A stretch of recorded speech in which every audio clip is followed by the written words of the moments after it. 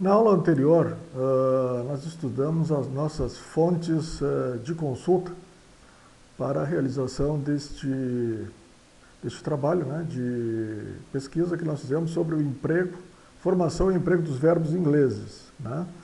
Agora, nessa segunda aula, eu vou mostrar o sumário, então, né, do nosso conteúdo de estudo, certo? Então, primeiro estudaremos as principais formas dos verbos. Depois estudaremos a classificação dos verbos. Mais adiante, classes dos verbos, ou seja, os verbos comuns, os verbos auxiliares e defectivos e os auxiliares e comuns. Estudaremos os verbos modais, depois os verbos auxiliares e defectivos, né? Características gerais desses verbos, depois cada um deles: can, could, may, might, will, would, must, shall, should, ought to, be very, could, with, certo? Então estudaremos cada um deles, como é que eles são utilizados na língua inglesa,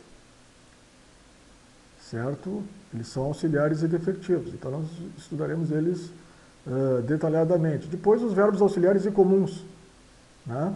Os verbos to have, to be, to do, to let, to dare e to need. Esses verbos eles são auxiliares e comuns, né? Conforme nós veremos na sequência, eles têm conjugação completa, mas também podem exercer a função de verbos auxiliares, né? Onde não é levado em conta o significado próprio dele, mas simplesmente ele ajuda o verbo principal, né? Dá uma nova conotação ao verbo principal, novo significado. Por isso que ele é auxiliar.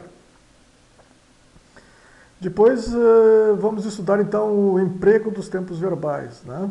Em que situações é usado o simple tense, o tempo presente, o perfect tense, gerund, present participle, gerúndio e o particípio presente, continuous tense, os chamados tempos progressivos, né? Continuous, dá uma ideia de continuidade, o perfect continuous tense, o emphatic future, imperative form.